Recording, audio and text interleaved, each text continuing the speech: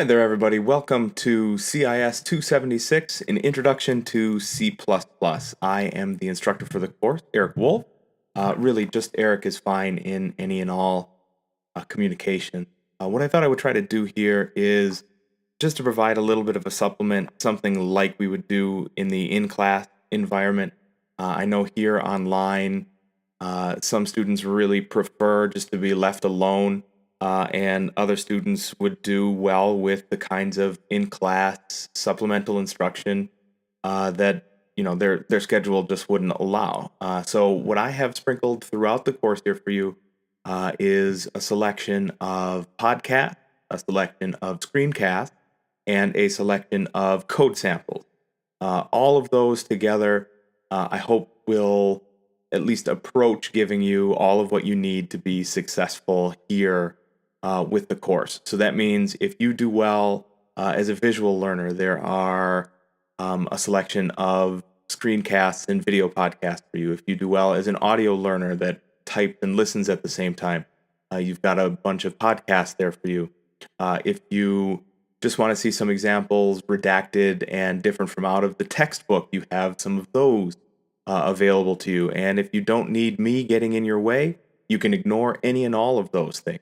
I have no preference here. Really, far and away, my biggest concern is how successful it is that you are going to be with the course.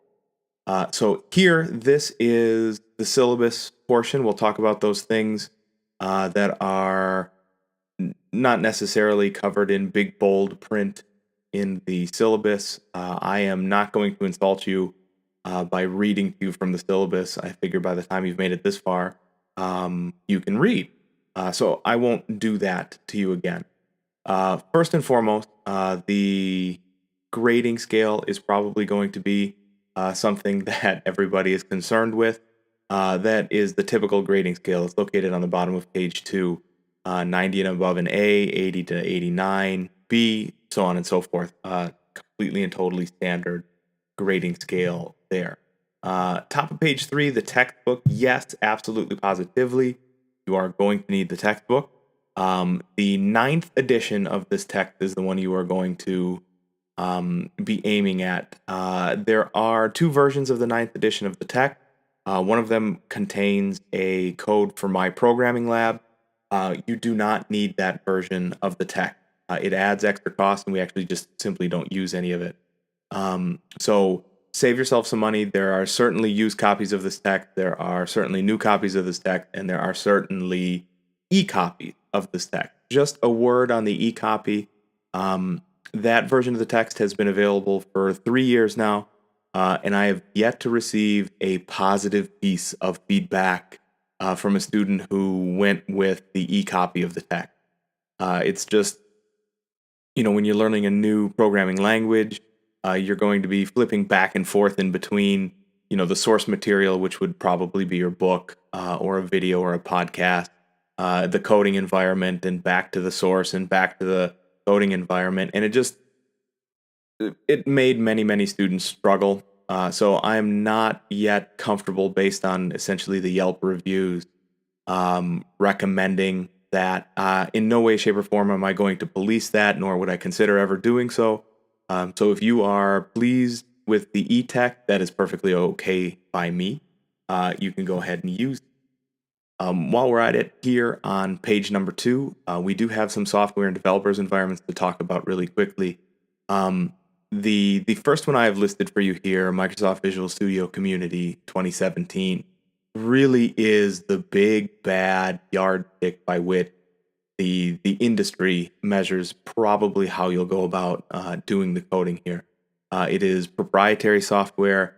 Visual Studio Community lacks some of the big enterprise features, but nothing that we're ever going to miss. But this is what I can tell you about installing Visual Studio Community. Number 1, it takes roughly 4 bajillion gigabytes of space to be able to actually run. About the smallest install you can get away with is 8+ gigabytes worth of space, which, on a space-deprived machine is really asking a lot. Secondarily, it takes a ton of RAM. It takes a ton of processor overhead. And if you are in any way, shape, or form worried about the longevity, the performance, or even just the likelihood that your laptop or desktop is not going to suddenly start smoking and explode, I do not recommend installing Visual Studio Community. It's just more than you're probably going to need. Actually, the tool I recommend that we use, certainly here in the beginning and all the way through class, is Replit. The link you'll see, it's the bottom of the 3 developers environments here on page number 3. Replit is free, but it is a paid-for solution. We actually don't need any of the paid solutions here. So it's not that this is like a fly-by-night kind of operation.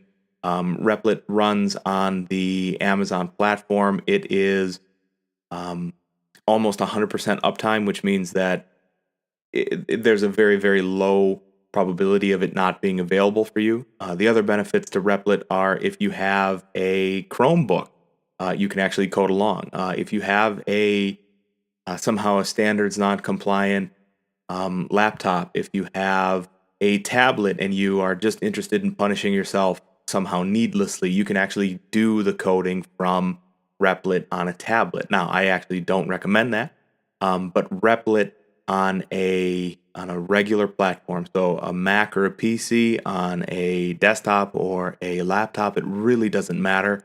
Replit is a fantastic solution. There are some podcasts that accompany this that'll kind of walk you through how to use Replit. This will be the primary tool we use, but here and there throughout the course, we'll actually talk again about Visual Studio, just because very, very probably that's the name brand solution that you'll see out there if and when you're developing in C++. Here also on the bottom of page 3, I really want to draw your attention to this, is the withdrawal options portion. Really, there are only 2 options here for withdrawal. They are you withdraw from the course at any time between now and the midterm. That is okay. Or I withdraw you from the course. The only time I will consider withdrawing you from the course is at the midterm. After that time, it is out of my hand. So that means if you are on the fence about continuing on here, picking it up again later on when you have a little bit more, free time, or when you can dedicate more time to the course, or whatever it happens to be, I am not here to judge based on whether or not you had to withdraw from a course. I think that's completely and totally beside the point of why we have colleges. We're here to offer you the material you need when you need it, and that's why we have 300 sections of C++ every semester.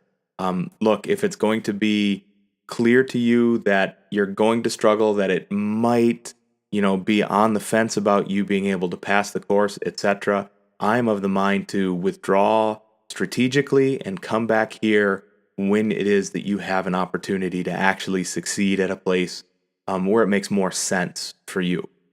So at the time of the midterm, which I believe is October 10, I put those midterm grades in. Once I hit submit, I can tell you there is nothing I will do, there's nothing I can do, and I won't investigate doing anything about it. So it is really up to you to withdraw from the course. And again, in no way, shape, or form do I feel like a withdrawal is somehow cowardly or untoward or any of those things. Look, we have withdraw here because we understand, I especially understand, that you are going to have, strains and stresses and pressures from outside of just this one course. And if it means that you have to come back to us later on when you are better suited to be able to do so, absolutely do that. I want you to be successful.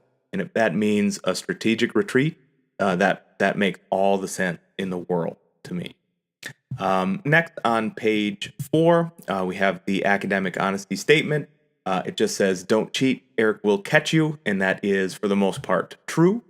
Notification of services for students with disability. It says, "Come talk to me and we're going to make it work for you." For anybody else who would like some sort of consideration, I don't care what that is, honestly. Come talk to me about it. Send me a message, shoot me an email. That's all fine and good by me. I want to make sure that you have the best opportunity possible to be able to get what you need out of this course, to further your career, and to be more successful. So if that's something I can investigate, I am happy to at least investigate it for you. Speaking of contacting me, the thing I always forget here on the very first page is my contact info. What I can tell you is my phone number there on the very first page is my office phone number, 815-921-3115. The got you about my phone number at RVC is we cannot forward out our voicemails. So that means in between Thursday and Tuesday when I return to campus, I will not be able to get your voicemail. So that means if you have come across an issue that needs attention, it is going to go the balance of a week before I can get back to it. Located immediately below that really is my cell phone number. Yes, I am clearly not fully sane for having provided this to you. And the thing I will tell you about that is it's the fastest way to get a hold of me. Send me a text, shoot me an email. Whatever you need to do, I'm going to get back to you as quickly as I can about something.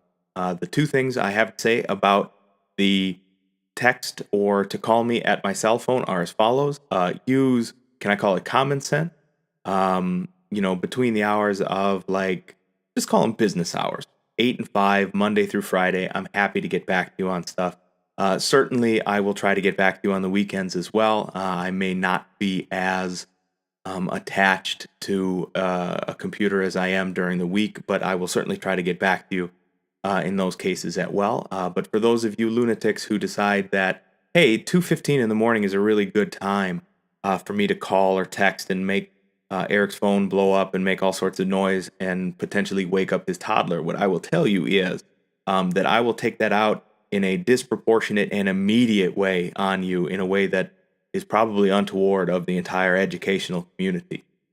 So use discretion there. Between 8 and 5 is fine. Really up to 8 or 9 o'clock at night is fine. But where it's waking up the other people in my household, that's when I have to take it out essentially on you with some kind of immediate grade-wise punishment, I assume it is. On the other side of the page there are my office hours. What I can tell you is that between now, the beginning of the semester, and the midway point of the semester, those office hours will be correct. After the week of the midterm, those office hours will be changing, not too greatly, but they will be changing, and I will have those posted on the homepage in Eagle so that you can see them there. I just sit there in my office. I am more than happy to set aside a time to talk to you about anything it is that you're having an issue with. Again, we're here to make sure that you can be as successful as possible. And if you are just struggling with the content, and if you are taking it all upon yourself to somehow get over that mountain without, some sort of external support there, that's really not what having a college here is for. Set aside a time. Let me know you're coming to see me. Let me know if those office hours don't work for you. I can try to set aside additional time. The one thing I will say for that is if it seems as though I'm trying to not come down for additional office hours, technically speaking, that is kind of true. I actually still live in Milwaukee, despite the fact that I commute all the way down to Rockford every day. So if I don't have to set aside additional times for childcare, I don't. I'm happy to do so. If you are going to, if you need that additional time, I'm happy to do so. I'm happy to work with you to try to negotiate when a time for that would be. But that's just on my docket, so I'm just making everybody aware. As far as anything else that really sticks out here is going to be the late work policy. And for that, we have to go all the way down to page number 5. My late work policy is this. Late work is accepted up to 1 week late. So that means if things are due on Sunday night and you are, for whatever reason, unable to accomplish that on time, I understand that kind of stuff happens. I will take it for 1 week at a 50% penalty.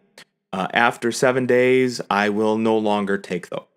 It's not that I'm trying to make your life harder than it has to be. It's just that in order to keep, all of these programming assignments moving forward, in order to keep you at a pace that makes sense so that you can complete everything you need to complete by the time the course is over, we really need to keep a pretty brisk pace.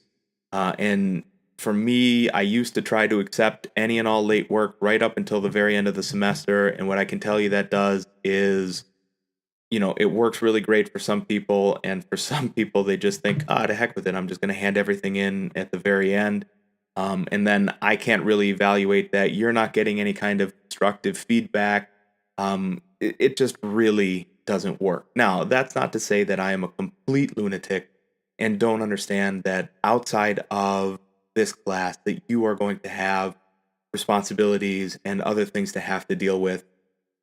I am more than willing to be able to work with you on, the extension of a deadline if you get to me early enough with those. What I can tell you is, Sunday at 5 p.m., I'm a lot less likely to give you an extension as I am, Tuesday or Wednesday or Thursday even, when you've got a work deployment, you're moving, you've got sick kids. The reasons I will accept an extension are many.